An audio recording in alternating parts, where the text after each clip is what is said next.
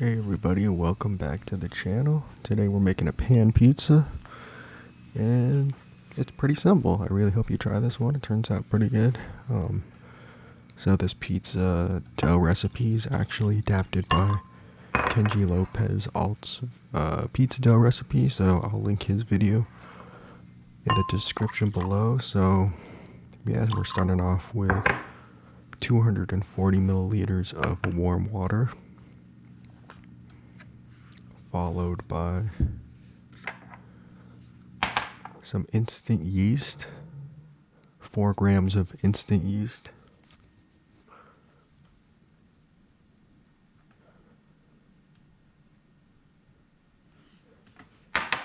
we're just going to bloom that to make sure it's alive.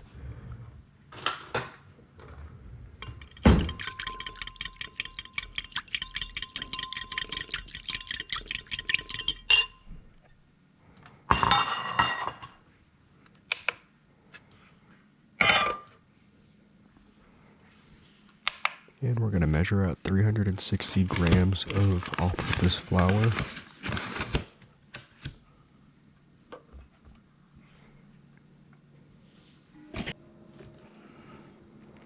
And I'm adding some olive oil, 4 grams of olive oil to our instant yeast and warm water mixture.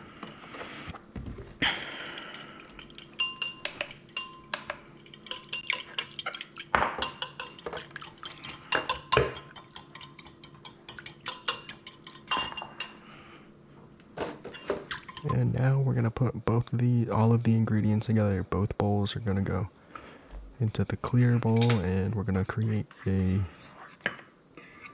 just a pizza dough.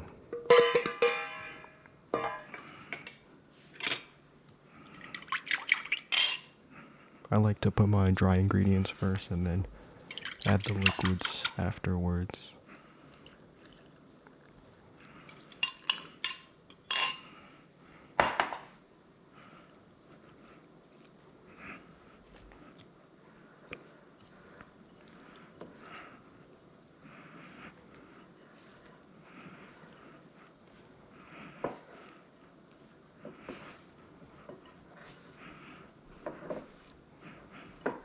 And for this dough, you could let it rise and ferment for, I would say, at least a couple hours. Or you could wait a couple days, like 3 to maybe even 5 days. When you ferment the dough, it creates almost like a sourdough type of like flavor. It just adds a little bit more like richness and just body to the flavor. So if you have the time and if you have the patience for a fermented pizza dough, I would highly recommend it. So right here we have the fermenting or rising dough, and now we're off to create our pizza sauce. So I have a full can of San Marzano Tomatoes, which is around 28 ounces. It's a pretty simple sauce, actually. I would just have the tomatoes and just some kosher salt. That would be ideal, but for this one I wanted to add some garlic and some basil because I had them laying around. But kosher salt and San Marzano tomatoes are really good. So good tomatoes come from, these San Marzano tomatoes are from Italy. Good tomatoes would be from Stanislaus, California. Some good tomatoes out there. So just look for those two when you're looking for canned tomatoes. If you want to make a fresh sauce, feel free.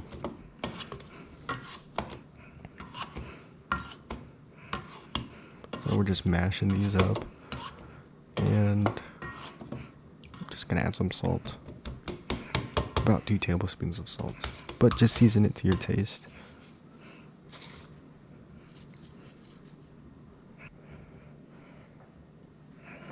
And And this is a pretty versatile sauce right here. You can add pasta to it. You can do a lot with this because it's just salt and tomatoes.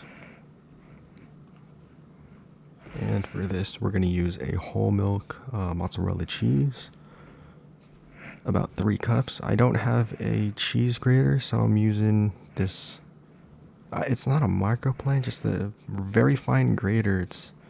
It's weird, but that's the only thing we had laying around, so I'm gonna use it. But if you have a cheese grater, like a box grater, just use that. And I wouldn't recommend buying the cheese that is already pre-shredded because it has this, I think, a potato starch to keep it from sticking, and that affects the flavor a little bit and the meltiness. But there are some good already shredded, like pre-shredded cheeses already. But yeah, highly recommend the whole milk mozzarella cheese. It's also cheaper to buy it as a brick, so all you just have to do is shred it.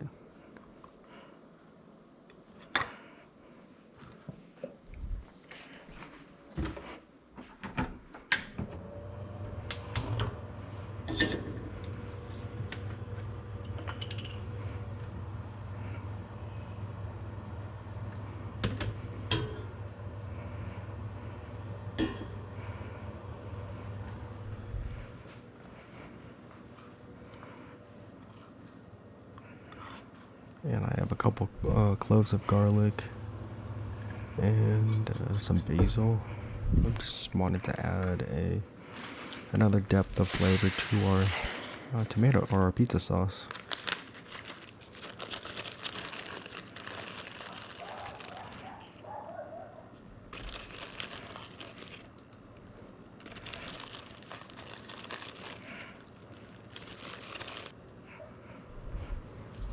And I like a lot of garlic, so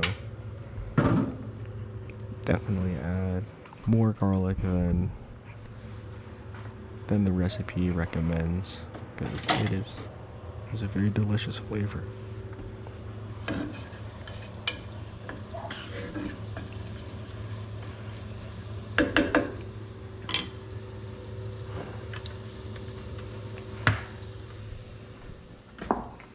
Okay, so now I have just have some olive oil heating up on a little saucepan. So I'm gonna put the garlic in. You don't want to burn the garlic, so you have to be very careful at this stage. You have to be very careful, because burnt garlic will ruin your sauce. And here I have some basil that I had. It's not really basil, it's just like the stems of basil. I had this in the freezer and decided to utilize it.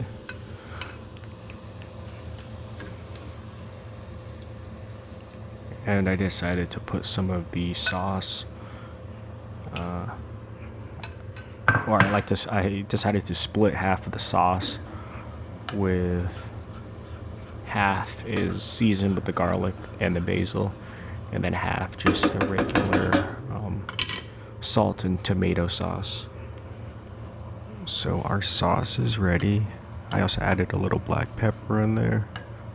And remember to preheat your pizza stone or oven to the highest setting it can go to for about, I would say, a minimum of 30 minutes.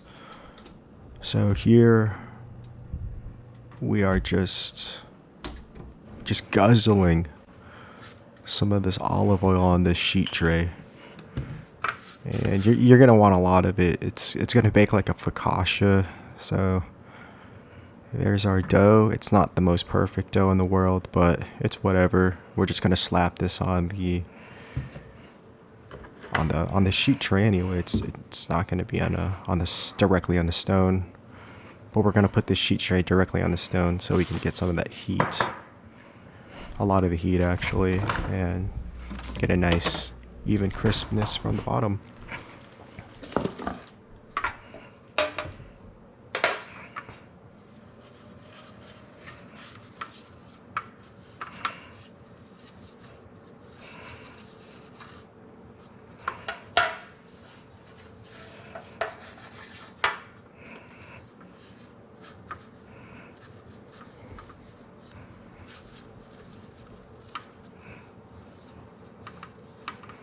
And the pizza dough that I used was not enough.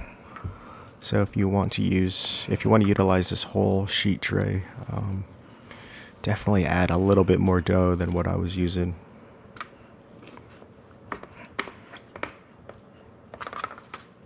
I was trying to go for more of a Detroit style square pie, but I didn't have enough dough, and I was saving the other dough for a thinner, crispier crust. But it turned out pretty good at the end.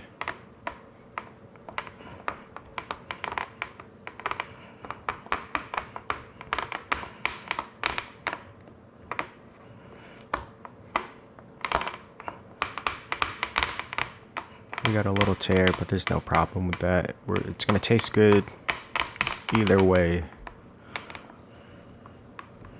no matter what it looks like.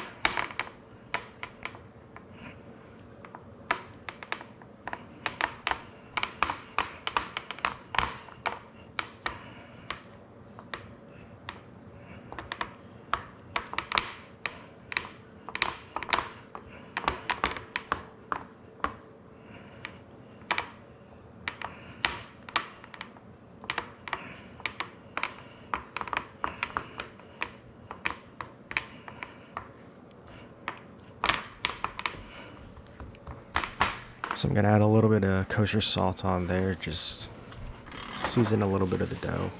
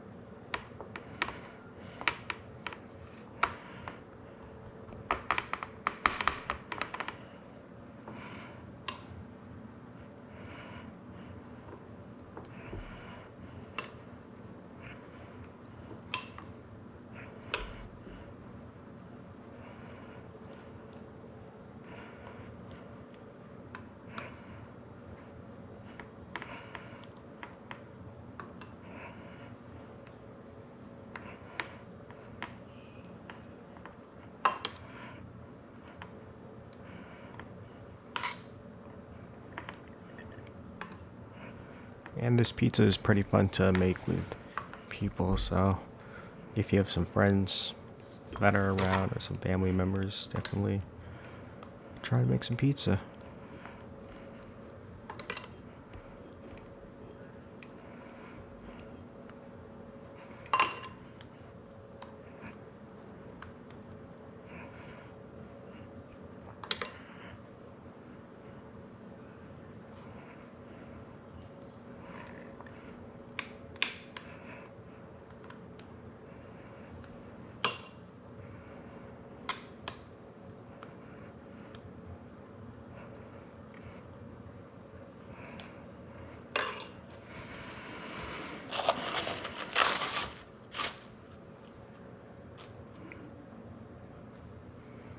And when adding your cheese, I like to get a little of the cheese over the crust and get some burnt crispy parts of the cheese. It adds a little bit of just textural differences, some heterogeneity, makes it taste more unique. So give it a shot if you like the crispy, crunchy, burnt edges, or if you're just a regular soft cheese, stretchy cheese kind of person.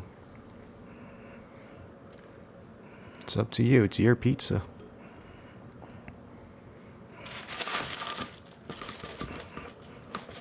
And another dash of kosher salt. And it goes in the oven that we've had preheated. I think this was around 10 minutes. 10-15 minutes, but just keep an eye on it. Every oven's different, so there's no exact times.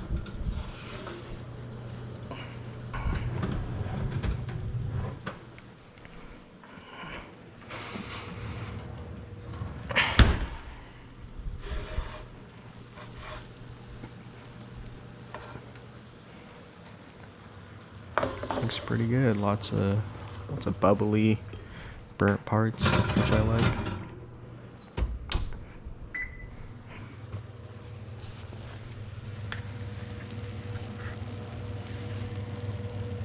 So yeah, the dough absorbed a lot of this olive oil, so it's a real heavy pie, but it still tastes light and crispy at the same time. Pretty nice undercarriage.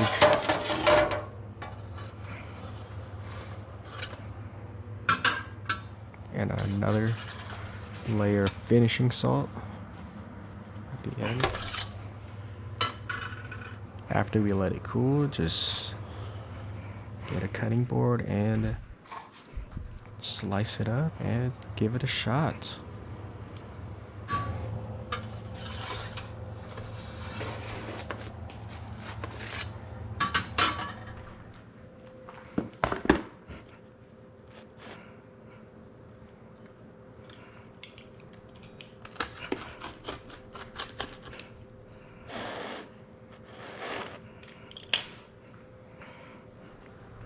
I was trying to go for that Detroit square pie. And this is the best that we can do. It's kind of round, but square-ish. Thanks for watching the video. I hope you enjoyed, and I hope you end up trying the recipe. So all of the ingredients will be linked in the description. If you want to take a look, and let me know if you try it. Thanks.